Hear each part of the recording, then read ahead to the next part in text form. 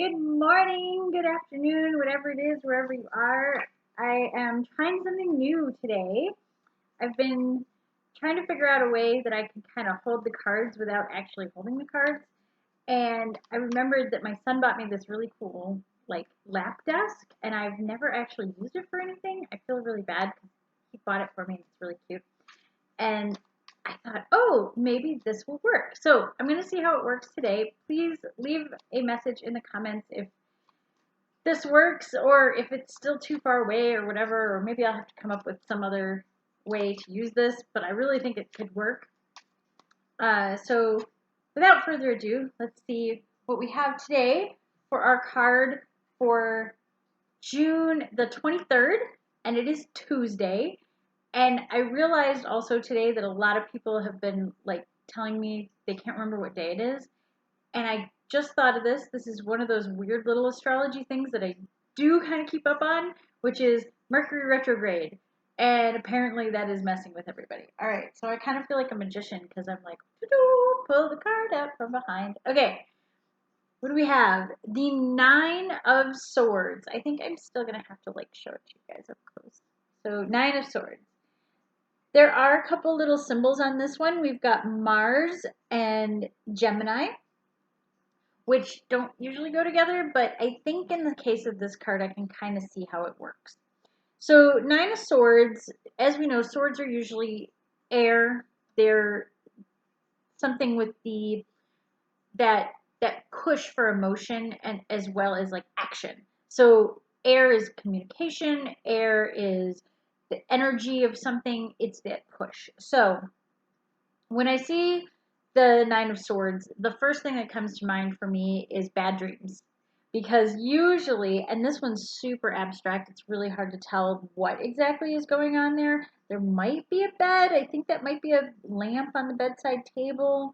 But either way, usually it's a person kind of sitting up in bed and they have all this, they're like covering their face and there's all this sleepless night kind of thing. We've all been there, right? So swords are usually air and communications and actions and things like that. Whereas the nine is usually kind of that contemplation stage of things. It's almost the end of the suit. So you've got only the 10 numerics in the suit. So it it's usually a point of reflection. But with swords, again, a lot of the things with swords are going to be more violent in a way. It's swords. It's going to have some violence. So usually when I see Nine of Swords, it's about anxiety, it's about sleepless nights, it's about restless energy, all of those kinds of things combined. I did have a friend tell me that every time she gets a reading, she feels like she gets this card. And, sometimes when somebody says that, it's like, well, could it be that maybe you've got to relax a little bit and the universe is really telling you unwind, take some time to yourself? So, Nine of Swords, when it comes up in a reading, I equate it to all of those things of anxiety. In this one, what I really like is that the swords and kind of the blanket or the bed are really vibrant in color, whereas everything else is black and white. And that's kind of cool. It's like the rest of the world doesn't really matter. It's their thoughts, which are the swords, and them trying to sleep, them trying to find safety and comfort. And that's the other thing that gets me with this. Blankets. What do we think about with blankets? We think of safety, we think of comfort, we think of when we're a little kid, we cover our head with the blanket to protect us from the monsters and the ghosts. Uh, and another little sidebar there is a podcast that I listen to that talks about how the blanket doesn't do anything and it still gives me chills. But anyway, the blanket is that security for us from childhood to keep us safe. And that's the focus of this is trying to find that comfort and trying to relieve yourself of that anxiety. The Mars in here, I get that. I absolutely get that because Mars is that war planet, the god of war, all of these things. This is their it's you're kind of at war with yourself inside and you're kind of fighting all of these thoughts and anxieties and all this stuff that's going on inside your body. Which by the way, for a Tuesday, this is not a really pleasant card. But either way, any day, it's not a pleasant card.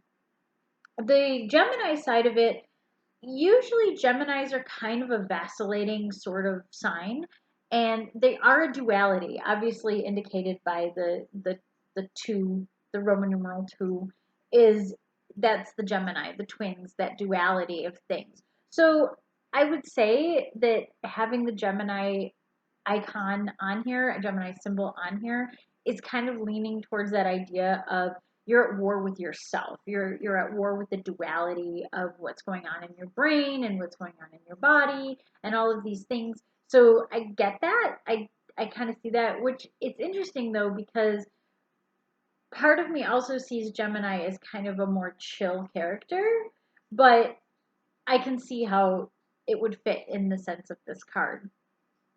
The other thing I want to point out with the nines of most of the deck are, again, it brings us back to it's time to assess because we're about at the end of the story. So if you think of the major arcana as like the fool's journey, the hero's journey, and you think of the minor arcana as these little side quests, these little stories, and that's the writer in me. I make everything into a story. I make everything into like this little plot development line. And with this, it's, you start your adventure, you go on these excursions, you find what you're looking for, and then you got to return home. Well, this is kind of your big, right after the big climax that you get to, you kind of start to come down. So you start to kind of tell the end of the story, that catharsis of things, and you start to wrap things up. Whereas the 10 is usually the happily or unhappily ever after, whatever it may be. But with the swords, that catharsis is more like you did something wrong. There's a guilt to it. Like you don't feel like things came to the end that they should have come to. So I am not a real big fan when this card comes up in a reading. It makes me anxious because I see it as this person is going through a lot of stuff that they probably they really need a break. When this comes up, I kind of tell the person, hey, take some you time and relax. So that's the message of this card really is take some me time, find your peace, maybe, some calming exercises, those kinds of things. We're in, again, a very tumultuous time. So allow yourself that space to feel that anxiety and move through it. And that's the other thing. I don't want to invalidate when this card comes up that anxiety is sometimes your body telling you, hey, get out of a bad situation. So it's not about invalidating those feelings. It's not about invalidating what that means. It's about kind of going, hey, you're feeling pretty anxious right now. Reassess, take a moment, analyze your thoughts, maybe journal about it, that kind of thing, and take a little break. The other thing I love about this is that the purples and the greens kind of are that nightmarish color. I think about like when you're thinking of like bright and beautiful colors and things like that, but purple and green are kind of a juxtaposition to one another on the color spectrum, so that's a little harsh on the eyes. Rather than being, bright and vibrant, they're kind of like harsh and not nice. So again, we're using the Sakki-Sakki Tarot deck, which there's usually headless characters. There's no character at all on this one. I invite you to take a moment with this card and kind of check out what other decks have done with it and some of the interesting ways they've displayed this person who's kind of at odds with themselves or having nightmares. Also, we had our first Tarot Cafe gathering yesterday, and we did record it. So if you're interested in that, I'll tell you how you can get in on that kind of sidebar thing. Yes, it probably will require some donation, but I'm still going to do these totally for free, and I enjoy doing this for you guys, so it's a lot of fun. Please check out my website in the description, and also feel free to leave comments, suggestions. Maybe you've come up with this card, or maybe you've had some anxiety situations that you want to talk about. I'm totally open to like talking about things and opening the stage for people to kind of vent a little bit too. So until next time, Have a wonderful Tuesday. I hope if you do have anxiety, that it is lifted soon. And